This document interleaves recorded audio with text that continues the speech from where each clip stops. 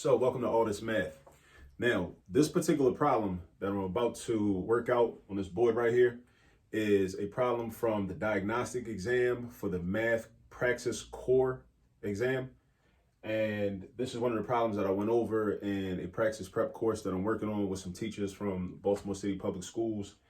And it deals with quadratic functions. So this is from page 87 in that particular textbook. The more specific information will be in the description on the YouTube video. And this is number 6. So in number 6, we were given a function. F of x is equal to negative 2x squared plus 8x minus 4. And then different questions were asked about the function, right? So we were asked to find what the maximum value is or something about the maximum value. We were also asked information about whether the graph of the function opened upward or opened downward. We also were asked if the function had or did not have an x-intercept. We were also asked if the function is a one-to-one function. And we were also asked about the direction of the endpoints of the function, considering the graph. So what I'm gonna do right now is I'm gonna go through each of these. I'm gonna go through steps in order to answer each of these 5 questions. 1, 2, 3, 4, 5.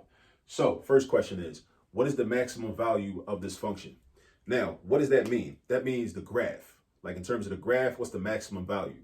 Now, we know that it has a maximum value because it's a quadratic, and quadratic functions are either shaped like this or they're shaped like this.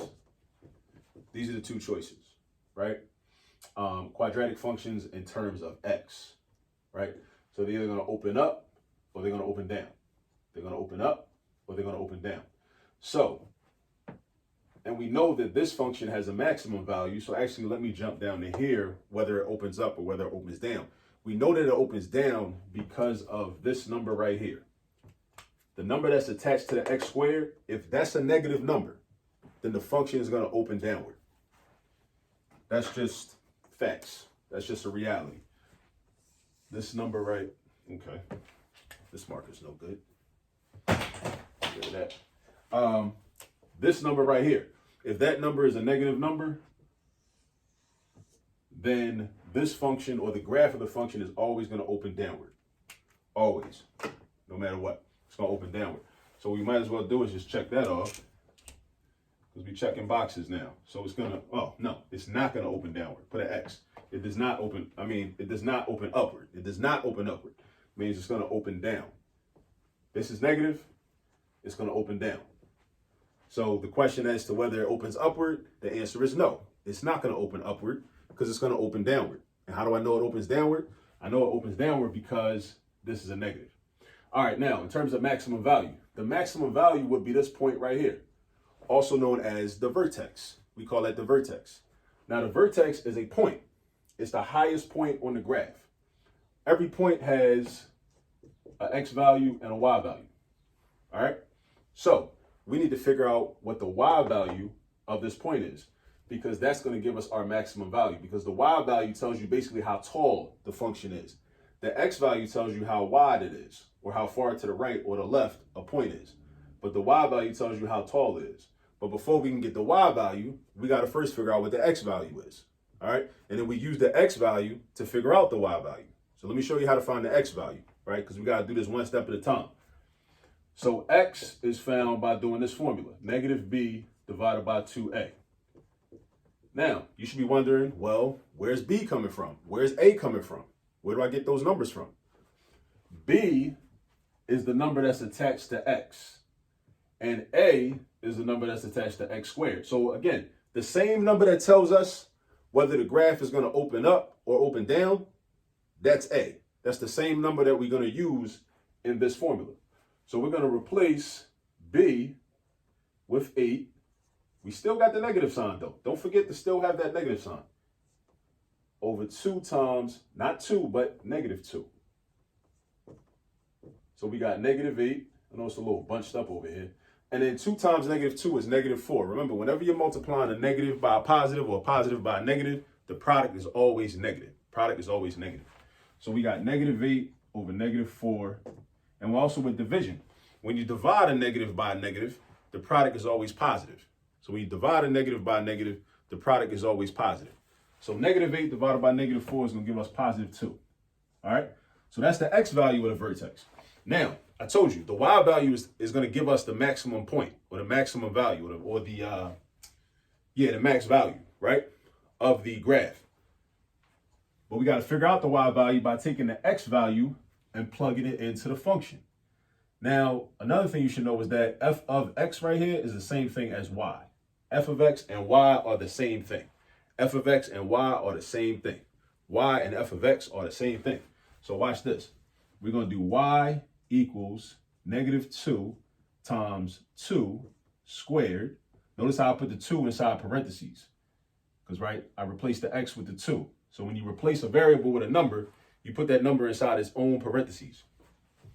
And then we do +8 and then parentheses again times 2 and then -4. So now I got to know order of operations and I got to follow order of operations.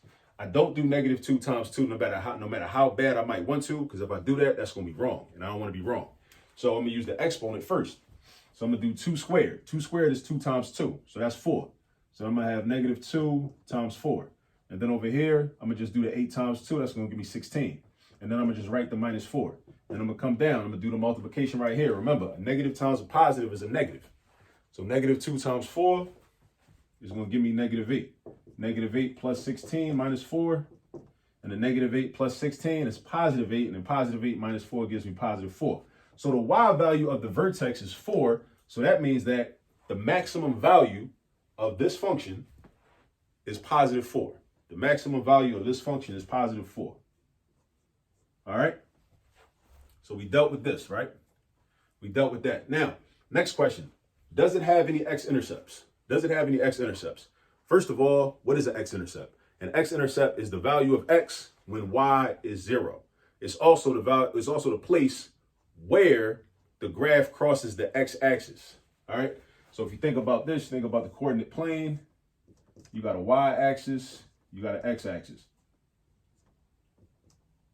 Here go your X-axis right here. And they're saying, okay, does this graph, whatever this graph looks like, does it cross the X-axis? And if it does, where does it cross it at? All right.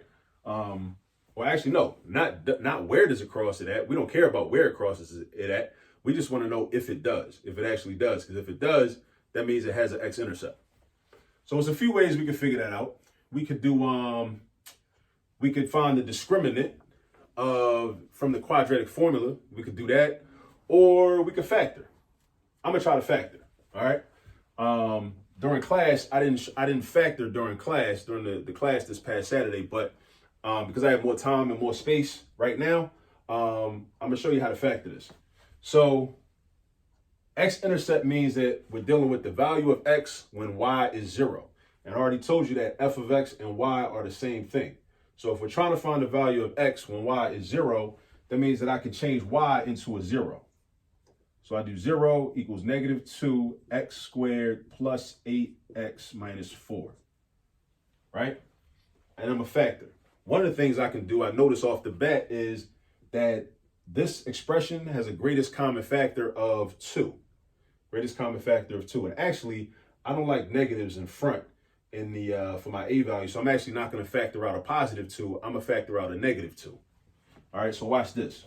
So my greatest common factor is -2, or I'm going to make it -2. I do -2 and I write my set of parentheses. Now, what's going to go inside the parentheses? What goes inside the parentheses is the quotients when I divide each of those 3 terms by -2. So I'm going to divide each of those 3 terms by -2. That's how I factor a quadratic expression, by taking out its greatest common factor. So I'm going to do -2x squared divided by -2. The -2's cancel each other out, leaving me with just x squared. So now I got x squared. And then the 8x divided by -2 is going to be -4x. So I write -4x. And then the -4 divided by -2 is going to give me +2, right? So now I factored out the GCF and I have a simpler quadratic expression, right? Now, I'm going to do something called reverse FOIL. I'm going to do something called reverse FOIL. right? So now what I'm doing is I got x squared right here. So I'm gonna take the square root of x squared, which is x. So I got x and I got x. And then I look and I say, okay, well, what are the factors of 2 that can add up to -4? None. It's not gonna work.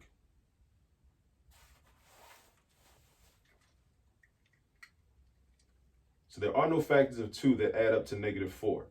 So because of that, factoring, we see that factoring does not help us find or determine what the x-intercepts are. So in that case, that means that it was a good thing that I used the discriminant on Saturday during class. So let me do this. Because 2 times 1, there are no factors of 2 that can add up to -4. So that's not gonna help us. All right, so let me erase this, because factoring ain't gonna help us. All right, but we can go to, and actually, you know what? Nah, hold up. Come on, you gotta work smarter, not harder, kid. Listen, if this opens down, see, common sense, right? This ain't even that deep. We didn't even have to find a discriminant. Think about it like this. If this opens down, right? And I know the vertex is, where the vertex at? 2, 4, right? See, I use common sense when you do math, right? I wasn't even using common sense. That's my bad. So you do 2, 4. So the vertex is like right here, right? So let's imagine that's 4 and imagine that's 2. Here's the vertex.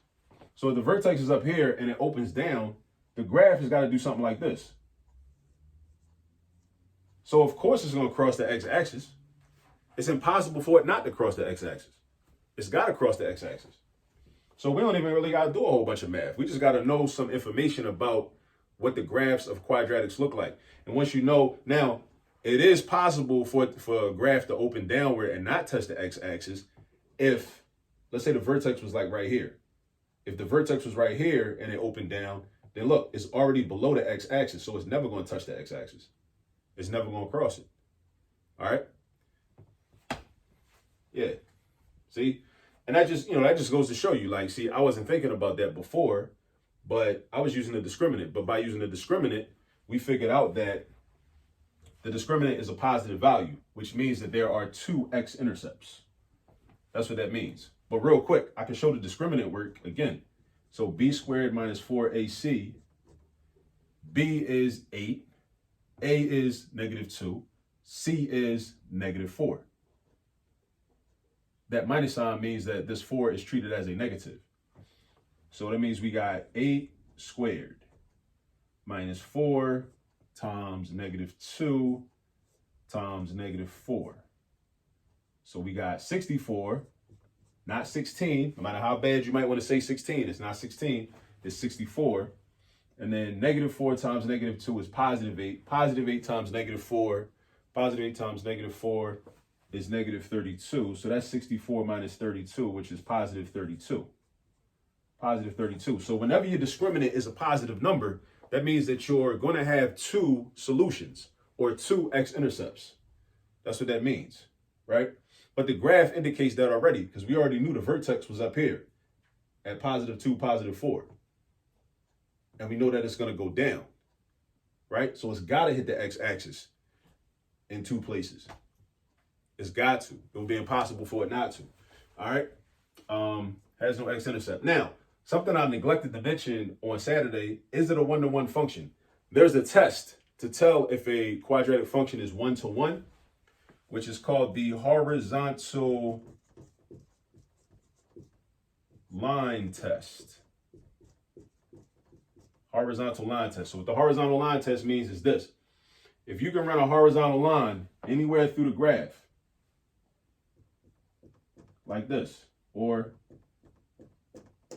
if that horizontal line touches the graph in more than 2 places, or in more than one place, then it's not one-to-one.